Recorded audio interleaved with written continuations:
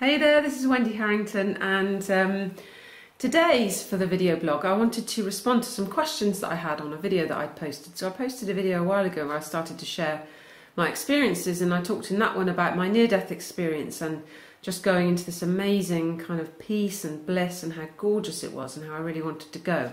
And somebody's put some questions on there today which are really amazing questions. So I thought it would take me ages to type an answer, so I thought, I know, I'll make a video and then we can kind of have a discussion about it, or have a think about it. So one of the first questions they said is, are the souls masochistic? Why would they leave the peace of the spiritual realm and incarnate in this shitty life? So, and then went on to say, maybe they are forced against their will or some higher power. So I want to have a think about that, and so I thought I'd get myself in a comfy chair here while I have a little reflection.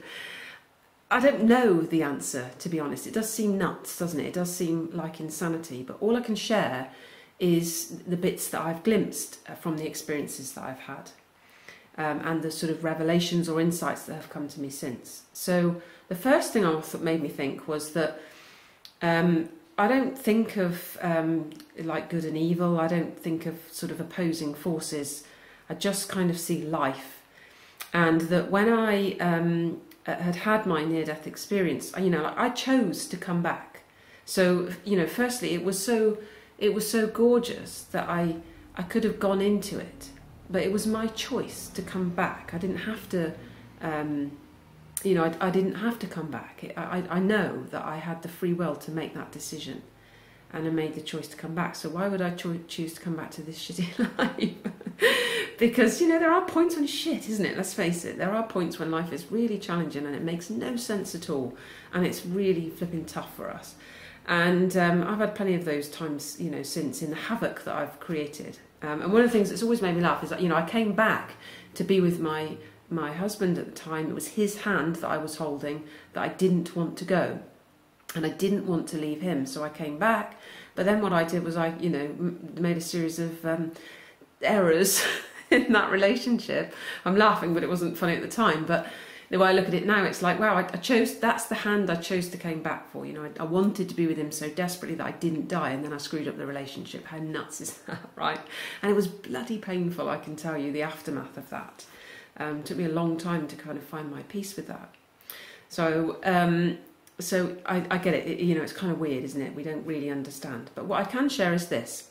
I don't know the answers, but all I know is these bits, right? So that I know I had the choice to come back. So I really don't feel like anything is forcing us to come here against our will. So that answers kind of the last question. And then the kind of, what was the middle bit? Yeah, the sort of, I don't think it's always shit, and I don't think it's always shitty, and that I think it can seem like that when we are out of the connection. And one of the things I remember after I'd come home from hospital, and after I'd had that near-death experience, was I had this real sense that where I was going next wasn't tangible. And I got these two cats. They were Burmese cats. A friend of mine had these Burmese cats, and they're just like velvet to stroke. And I had this, I just wanted these cats because I was convinced that where I was going next was not tactile, not tangible, no touch. And that, that actually touch was this amazing gift. And that, like all the sensations, all the endings, even this appearance of this solid form, which, I appear solid, I can touch it, it's tangible, and these cats, and even each other, our interactions with each other, that actually these are majorly blissful, mind-blowing, awesome, wondrous experiences when we have the connection and openness in the mind. When we don't, and we just think we're separate, then we can very much be in suffering, and life can appear shitty, as this person said, absolutely. So I think there's something in that. And then the masochistic thing, because it, why would we leave this blissful connection and come out into this separate experience, which at times creates immense suffering for us? Well, the only insight I can add for that was, I remember one day I was writing some stuff, and I've done a lot of sort of writing where it just seems to pour out. And all of a sudden I drew this circle. And in the circle it had unity, out to separation, and back to unity. And when I drew it out, I really thought, my God, this is what Einstein must have felt like, because it felt like a eureka moment. It was really like that was life. It happened in every lifetime, it happened in cycles of lifetimes, and it was, you know, coming out into this separate experience and back again, and that's it. And you see, it's us as human beings that label things as good and bad. And I think that much of that is created through the separate mind. And that in the returning to the whole mind, into returning to the bliss of being, is kind of all part of the experience. So I guess I just see it like it's just experience. And I know that it can be really hard to kind of grasp those things when you haven't experienced anything like it, when you have just been really struggling. And there was something else I was going to share as well about that expansion. It escapes me now. We were talking about this. I was going to share other experiences I've had. So another experience I've had on several occasions is I have suddenly become very, very aware that I'll be conversing with someone and I'll suddenly experience us as one thing. And the fact that I can see them as a separate being, and me as a separate being, and all this personality of this being and the personality of that being, yet knowing, and it's a knowing that there's a connection, is absolutely mind-blowing. It's incredible. So the honest answer is, I don't know. I don't know the answer. But I do know that I keep having these experiences that are more than the separate me, more than the suffering. And that I think that's happening for all of us. But I think it's something that's kind of done to us rather than the other way round. It's not that we can find it. You see, I don't think we can, this whole idea of seeking enlightenment is just crazy. You can't seek it. It comes to you.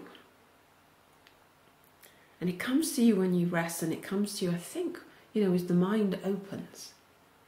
So that we begin to, I almost feel like we're actually in a crisis of faith. That's why the world appears so effed up, if you excuse my terminology there. That what we've lost is our connection, and that's the problem. And that as we regain that connection, then we find this peace, then we find the awesomeness in the physical human experience, rather than it being this hideous suffering, which it really, is, isn't it, at the moment, where we're so separate.